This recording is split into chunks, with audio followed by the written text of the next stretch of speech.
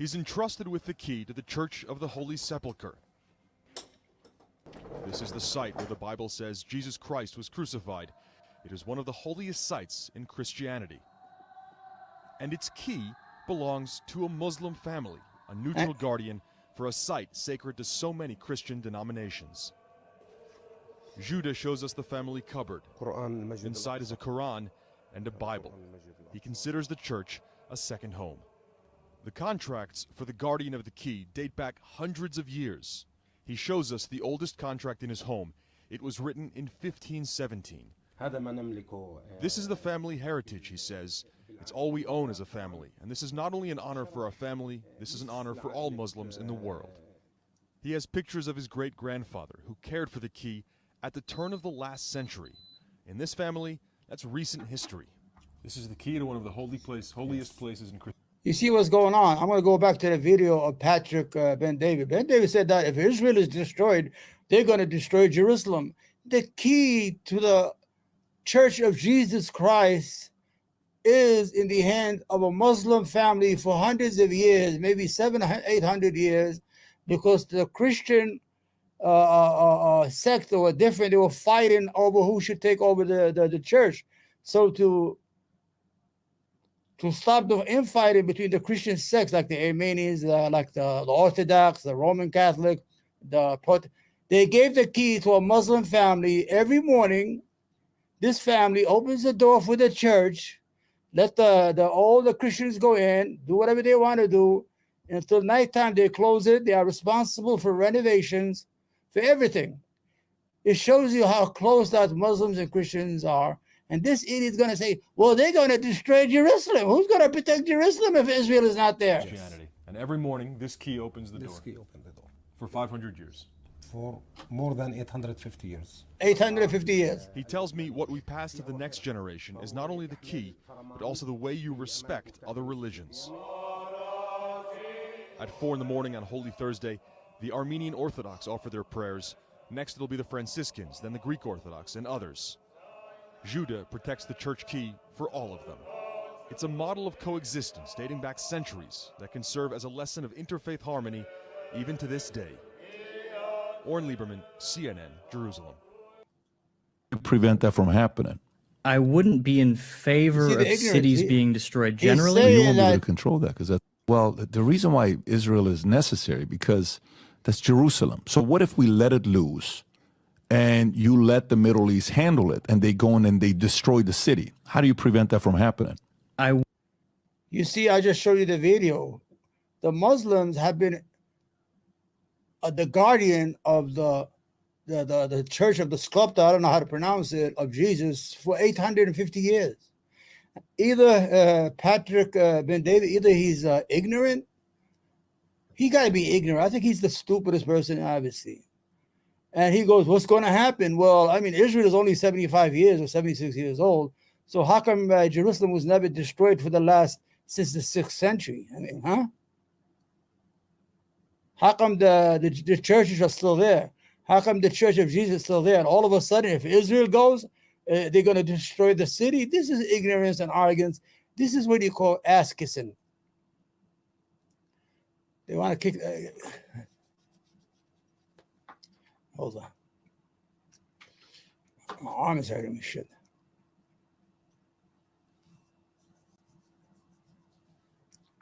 Don't you hate that shit, huh? When your arm sleeps?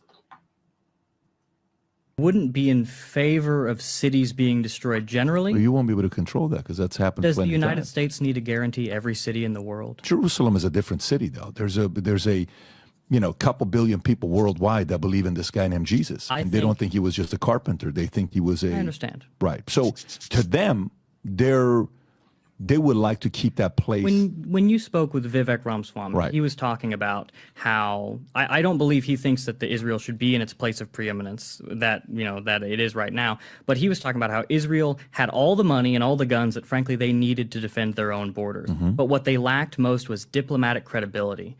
And that was not being used by them because I think there's a lot of people in Israel who are placing the conflict and their war goals over their diplomatic credibility on the world stage. And without the United States propping them up diplomatically, perhaps a lot of those politicians in Israel would have to make a lot of very difficult decisions, which would ultimately bring them back into a semblance, we can hope, of harmony. But that's a decision that has to be made by them. But that's a different conversation, though. Sure. Those are two separate things we're talking about. I think. I don't think that America exists to assure these places. You don't think America exists to ensure these places. So, Yes. Got it. So for you, whether they destroy Jerusalem or not, that's not in your top 100 list that matter to you. Who will destroy Jerusalem? You see, he's an Islamophobe. He hates Muslims. Every time say the Muslims are having more babies than us. All of a sudden, he's an immigrant who came from Iran, who lived with his family for centuries, safe and sound within Muslim communities, no problem. He comes to the United States. Now he's worried about how many Muslims are having children. It's unbelievable how people will come and just import racism and fear. He doesn't need that. He's a man. He's $100 million. He was worth, I don't know, he said $300 million. I think he's less than that because rich people don't tell you how much they're worth. But the problem is he's saying, if Israel goes, who's going to protect Jerusalem? The question should be asked, who has protected Jerusalem for the last 1,400 years? I showed you that he's a fucking idiot. He's a fucking idiot, 100%. I would say that I would think it would be a very bad thing. However, You wouldn't lose sleep over it, though. the United States, if we're talking about what we would do, I'm not in any position to write policy or dictate foreign policy, right? But the United States could act not as a arms dealer, but it could act in a more assertive tone as a peace broker. And I think that could avoid the type of cataclysmic scenario you're talking about. What prompted you to be so uncomfortable or maybe against? The so-called white nationalists is making more sense than the mainstream extremists. Unfucking believable. Israel's existence, or the fact that's like, I think Trump being too supportive of that, I'm not with that. What prompted you at this age, 25 years old, to be so against that? It's not so much Israel in the Middle East as much as it is Israel in the United States. I think the amount of people of Jewish faith and ancestry, and specifically of Zionist political leanings, is they're overrepresented in positions of power in the United States today. Right. And is that me saying that every single one of them is morally bad and guilty of some particular wrongdoing? No, absolutely not. But I think it is not wrong to say that these people, especially Zionists, people with these lobbying groups, are so vastly overrepresented in comparison to the amount of Jews in the Middle East or in the United States or anywhere, that we need to ask some serious questions as a country as to whether or not the influence of these, political careerists is in the best or the negative. What he's saying is that there's too much influence in the Pentagon, in the State Department, in the White House of Jewish influence. I mean, we're going to say it out loud. You don't need to hide it. I mean, it's not anti-Semitic to say. I mean, the Secretary of State, Blinken, when he went to Israel after October 7th, he didn't say, I have come as the Secretary. He said, I have come as a Jew.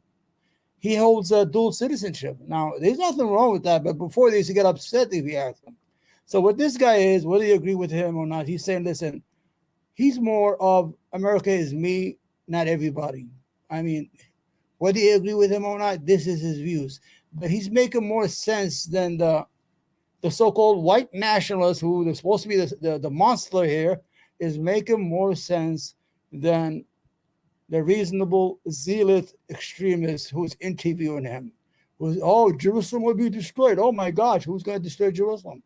Jerusalem been fine since Jesus. Why all of a sudden if Israel go, Jerusalem is going to be destroyed? Why? Why are they going to destroy? What are they going to destroy? Interests of the United States. And if you ask me, I would say no. I think that's a very valid. No, I don't think people would dispute that. I don't think that's the concern. There's a lot of people that are probably going to be on the same page with you there on whether America's first or not. It's not about I hope so. I think that's what the case is, because we would want it to be America first, and some of them are simply not. They're giving too much money to Ukraine, too much money to a lot of different places. Those are all with Ukraine. Valid concerns to have. I think for you.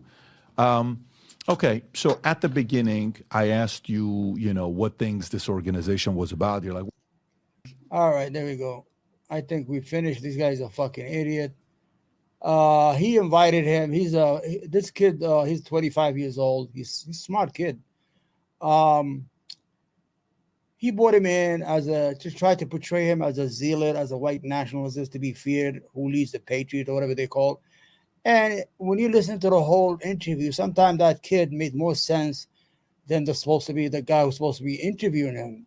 The guy who was being interviewed, the extremist, was the more pragmatic, and the pragmatic was the most zealous, who put fear of the destruction of Jerusalem, or this and that. Oh my gosh. What I heard from that kid, if you listen to that whole interview, he's saying, listen, I believe in America for, you could agree or disagree with him. It doesn't matter. That's what he believes. Who gives a fuck? But he's saying that, just to put a ribbon on this whole podcast, what he's saying that our organization sees itself as American, and we are an ethnicity that comes only from Europe. Now, as a country, we could be Americans, and they could be American citizens. The American citizens will be like him, the Iranian guy who's into it, like me, like the Hispanics who comes. We could be American citizens. These guys get to claim the brand. They want to brand themselves as the Americans. It's okay. You could brand yourself all you want. I have no issue with that. I'm not a fearmonger. I have no issue with that. People have different opinion. Different people go and come back. At the end of the day, we are all American, and we should be all American, and we should love America for what it is. We should not involve ourselves in the industry of hate and anti-Semitism, all this bullshit, all this multi-billion-dollar industry that fleeces company. Did you know the FBI gets trained by the ADL?